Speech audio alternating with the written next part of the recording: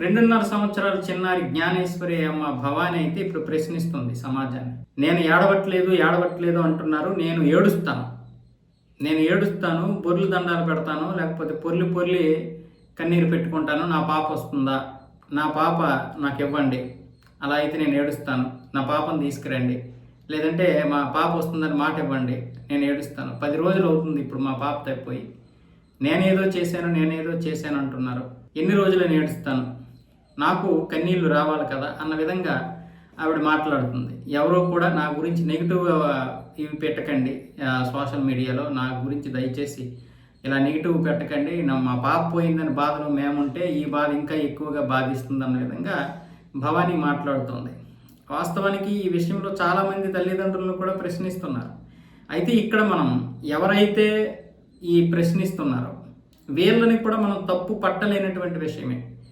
ఎందుకు అంటే ఈ పాప తప్పైన తర్వాత అందరము బాధపడతాం. పాప ఏదో ఒక విధంగా దొరికి ఈ కేసుకు ఒక కన్క్లూజన్ వచ్చేస్తే ఇటు 100 మంది పోలీసులు, 100 మంది యువకులు, కొన్ని 100 మంది ఎన్డీఆర్ఎఫ్ వాళ్ళు, అలాగే ఎస్డీఆర్ఎఫ్ వాళ్ళు, వీళ్ళందరూ ఉన్నారు.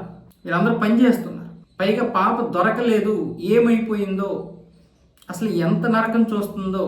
కిడ్నాపర్ చేతికి వెళ్ళిపోతే ఒక బాధ, లేదా ఎక్కడైనా ఎందులోనో పడిపోయింది, లేకపోతే ఏదైనా ఒక జంతువుకి దొరికిపోయిందంటే అదొక బాధ. ఇలా రకరకాలుగా పడుతున్నటువంటి బాధ మామూలుది కాదు. తల్లిదండ్రులు ఏదైతే బాధపడుతున్నారో దానికంటే ఎక్కువగా ఈ వీళ్ళందరూ బాధపడుతున్నారు. ఇప్పుడు 2.5 సంవత్సరాల పాప, చిన్నారి పాప, మాట్లాడలేనటువంటి పాప. ఒకవేళ మాట్లాడితే ముద్దులోకి మాటలు తప్ప పెద్దగా ఉండవు. అసలు ఈ తల్లిదండ్రులకు కూడా మెచ్యూరిటీ లేదు. అలాగని బయట వాళ్ళు ఏది పడితే అది మాట్లాడేయండి నేను చెప్పడం లేదు.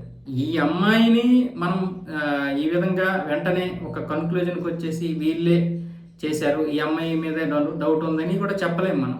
ఎందుకంటే కేసు వేరే వైపు వెళ్ళింది అనుకోండి, మన మాటలన్నీ కూడా అబద్ధాలు అని తేలినా, లేదంటే అపరాధం అని తేలినా తర్వాత మనం బాధపడాలి.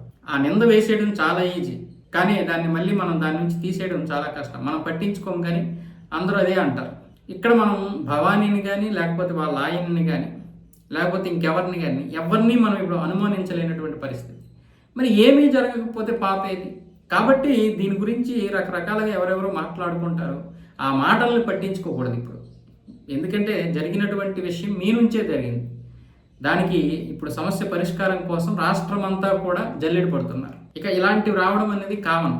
అయితే ఇప్పుడు తల్లిదండ్రులు ఇద్దరికీ కూడా పెద్దగా మెచ్యూరిటీ లేనటువంటి విషయం అయితే మనకి స్పష్టంగా కనిపిస్తుంది. ఆ రోజు అమ్మాయి ఆ పాపను కనుక చూసుండి అటు మీ వైపే వచ్చేసింది పాప చూడండి అని ఒక ఫోన్ కాల్ అబ్బాయికి చేసినా బాగుండేది. లేదంటే వాళ్ళకి రోజు ఇదే కదా, ఎన్నో రోజులు అలా ఒకవేళ అలా పరిగెట్టుంటే మళ్ళీ ఇంటికి వచ్చేసేదేమో. కాబట్టి ఈ అమ్మాయి కూడా నిర్లక్ష్యం. పైగా ఆ అమ్మాయి చేతిలో కూడా ఇంకొక చిన్న చంటి పాప ఉంది. సో ఇవన్నీ చూసుకున్నట్లయితే మనము ఇష్టం వచ్చినట్లుగా నిందలు వేయకూడదు. ఆ అమ్మాయి కూడా ఇలాంటి వాటిని పట్టించుకోకూడదు. ఎందుకు మనము బాధపడుతున్నాం కాబట్టి ఒక మాట అంటే అనొచ్చాము, వాళ్ళకి బాధ ఉంటుంది. కాబట్టి వాళ్ళని కూడా మనం అనలేనటువంటి పరిస్థితి. అయితే ఎంక్వైరీ చేసేటప్పుడు మాత్రం పోలీసులు అన్ని వైపులో ఆలోచించాలి. తల్లిదండ్రులను కూడా అనుమానించాల్సిందే, తప్పదు. ఇంకా తల్లిదండ్రులను అనుమానించకపోయినా, చుట్టుపక్కల ఉన్నటువంటి వారిని అనుమానించకపోయినా ఇక్కడ కేసు ముందుకు వెళ్ళదు. ఇప్పుడు మనం ఎన్నో ట్విస్టులు ఇచ్చినటువంటి సినిమాలు చూసుంటాం, రాత సినిమాలు చూసుంటాం, అనేక భయంకరమైనటువంటి ట్విస్టులు ఉన్న సినిమాలు చూసుంటాం. కానీ ఇలా 10 రోజులు ఒక కేసు, ఒక 10 రోజులుగా జరుగుతున్నటువంటి కేసు, 100 మంది పోలీసులు, అలాగే ఎంతో టెక్నాలజీ ఉన్నటువంటి ఇలాంటి రోజుల్లో కూడా ఈ కేసు ఒక కొలిక్కి రాకపోవడం అనేది ఇది ఒక చాలా పెద్ద ట్విస్ట్. పైగా అమ్మాయి లేత పిల్ల కాబట్టి ఏం జరిగినా సరే తర్వాత ఆనవాళ్ళు కూడా దొరకవు. ఇక రాబోతున్నది వర్షాకాలం. ఈ వర్షాకాలము ఇంకా ప్రమాదకరం.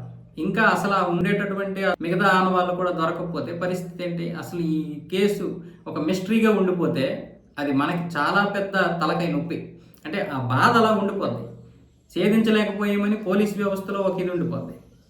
పాప ఏమైందో తెలియక మనలో ఒక బాధ ఉండిపోద్ది.